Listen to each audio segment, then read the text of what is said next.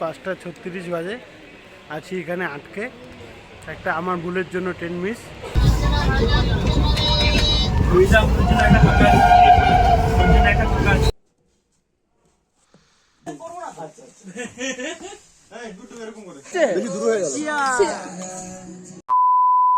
High, আমি অমৃতা।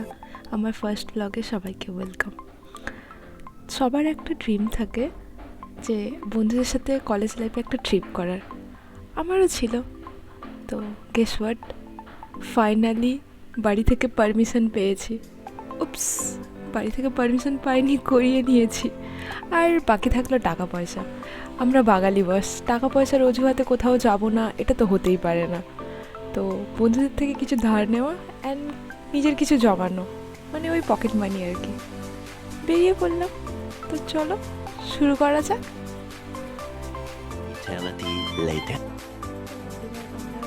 সবাই ট্রেনে উঠে গেছি। রাত তখন প্রায় 12টা বাজতে যায়।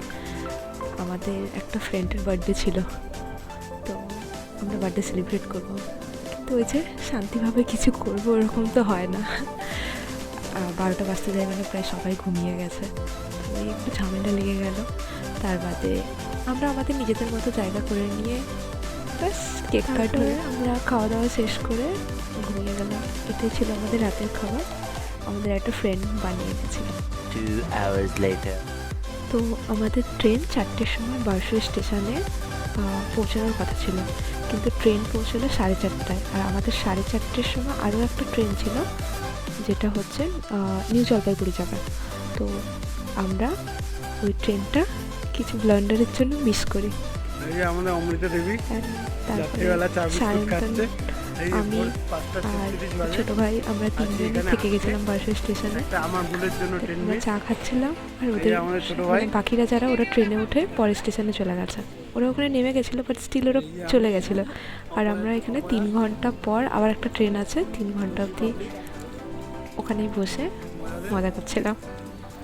তো বাকিরাও ওখান থেকে ভিডিও কল করছিল। তো বাকিরা যারা গেছিলো ওরাও ওখানটায় ঘুরে বেড়াচ্ছিল। তো ফাইনালি নেক্সট ট্রেনে উঠে আমরা সবাই আবার দেখা করি। দেন ওই আর কি, বন্ধুদের সাথে গেলে তো মজা মস্তি চলতেই থাকে। তো ওই সায়ন্তন জলের ডাব্বা বিক্রি করছিল। তারপর আমরা সবাই ঘুমোচ্ছিলাম।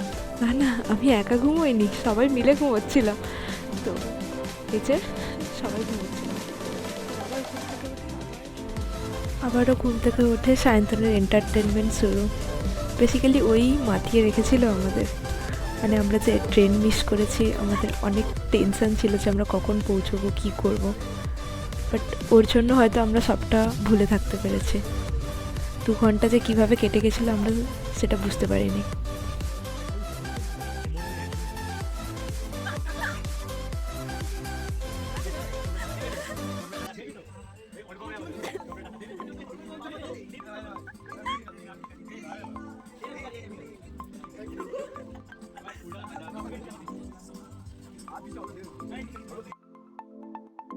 Thousands of tears later.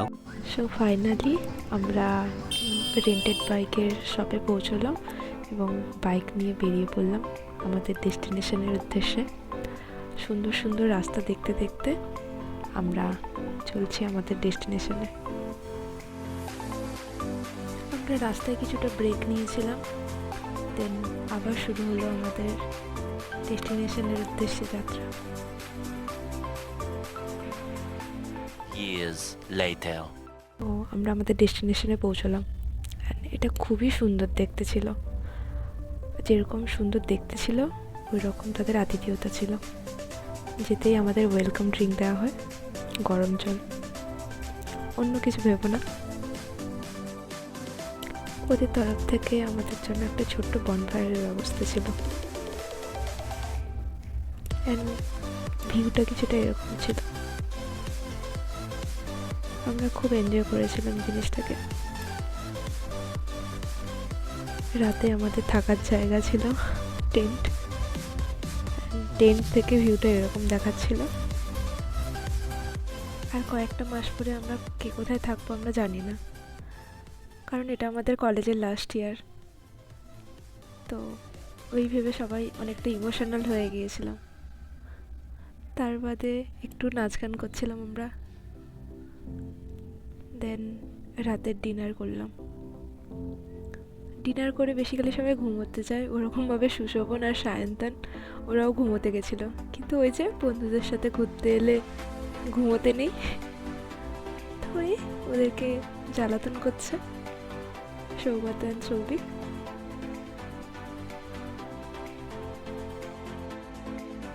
এইসবের পর সবাই ঘুমিয়ে গেলেও আমার চোখে ঘুম ছিল না।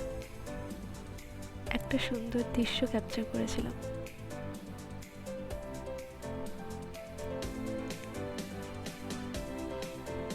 এটি দেখতে দেখতে সকাল হয়ে গিয়েছিল, আর সকালের দৃশ্য কিছুটা এরকম ছিল। The next day. দেন এটা নেক্সট মর্নিং, ভিউ কিছুটা এরকম লাগছিল আমার টেন্ট থেকে। সবাইকে দায়িত্ব নিয়ে ঘুম থেকে তোলার পর আমি এরকমভাবেই ঘুরে বেড়াচ্ছিলাম, আর সকালে একটা ফ্রেশ চা খেয়ে মন এবং শরীর ফ্রেশ করে আমরা বেরিয়ে পড়েছিলাম ট্রেকিংয়ের উদ্দেশ্যে। প্রথমের দিকে তো আমরা শীতের জামা কাপড় পরেছিলাম, বাট খুব গরম লাগায় পরে তা খুলে দিতে হয়। আর এরাই ছিল আমাদের সেদিনকার গাইড, সৌগত আর আমি কথা বলতে বলতে যাচ্ছি। ওরা অনেক পেছনে ছিল, আমি অনেকটা সামনে এগিয়ে গেছিলাম। দেন এখানে সবার আমি রিভিউ নিচ্ছিলাম যে কেমন লাগলো 3 ঘন্টা কন্টিনিউ হাঁটার পর। যদি ফিটিং এর প্রপার একদম ফিল দিতে চাও তো এই মসজিদে অবশ্যই আছে আমার রিকোয়েস্ট। 2.5 ঘন্টা ট্রেক করে আমরা পৌঁছেছি, উই ডিড ইট ফাইনালি। বেঁচে ফিরে এসেছি, এটা অনেক। এন্ড এটা আমাদের বোঝা যায় যে আমরা সবাই ফিট, ঠিক আছে?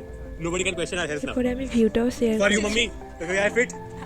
তোমাদের কতটা কি দেখাতে পারছি বা বোঝাতে পারছি আমি জানি না, কিন্তু ভিউটা খুবই সুন্দর ছিল, খুবই সুন্দর। আমাদের এতটা হেঁটে যাওয়া সার্থক। 2,000 years later. ট্রেকিং থেকে ফিরে আমরা ব্রেকফাস্ট সেরে আমরা নেক্সট ডেস্টিনেশনের উদ্দেশ্যে বেরিয়ে গিয়েছিলাম। মাঝে পাইন বন পেয়েছিলাম, তো ওখানে নেমে কিছু ফটোস ভিডিওস ক্লিক করি, দেন আবার বেরিয়ে পড়ি। আমরা হোমস্টেতে পৌঁছই এবং সেকেন্ড ডে আমরা ছিলাম ট্রি হাউসে। আমরা ঠিক করি আমরা কিছু ইনডোর গেমস খেলবো, তো ওখানে একদমই নেটওয়ার্ক ছিল না, তাই জন্য আমরা indoor games truth and dare খেলি। तो चलिए शुरू करते हैं। আর শুরু হলো, এক এক করে এক একটা চিরকুট তুললো, আর যার যেটা ডেয়ার করেছিল তো ও সেটা পারফর্ম করছিল, আর আমরা খুব এনজয় করছিলাম। रुको जरा सबर करो। দেন এটা কিছুই না, সুশোভন সৌভিককে প্রপোজ করে। कौन है ये लोग? कहाँ से आते हैं? তো ওটাই হচ্ছে সুশোভনের ডেয়ার। তার মধ্যে অর্কপ্রিয় একটা গান করে, গানগুলো দিতে পারছি না, খুব এনজয় করেছি আমরা কিন্তু। দেন আমরা সবাই মিলে একসাথে রাতের ডিনার করি। তারপর আমরা বনফায়ার করি এবং ওখানে বসে অনেক গান করি, আমাদের অনেক মেমোরি শেয়ার করি। দেন তারপরে আমরা সারা রাত না ঘুমিয়ে তাস খেলছিলাম। নেক্সট ব্রেকফাস্ট শেষ করে আমরা কিছু সাইট সিন দেখার জন্য বেরিয়ে পড়ি। খুব সুন্দর ভিউ পেয়েছিলাম,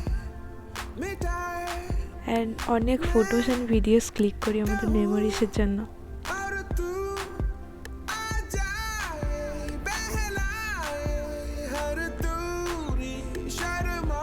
তারপর একরাশ মন খারাপ নিয়ে বাড়ির উদ্দেশ্যে রওনা হয়।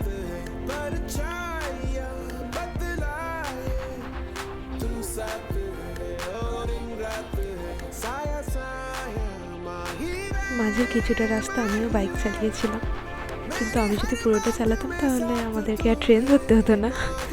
তো ওই আর কি, ওরা যে আমার উপর ভরসা করেছে এই অনেক।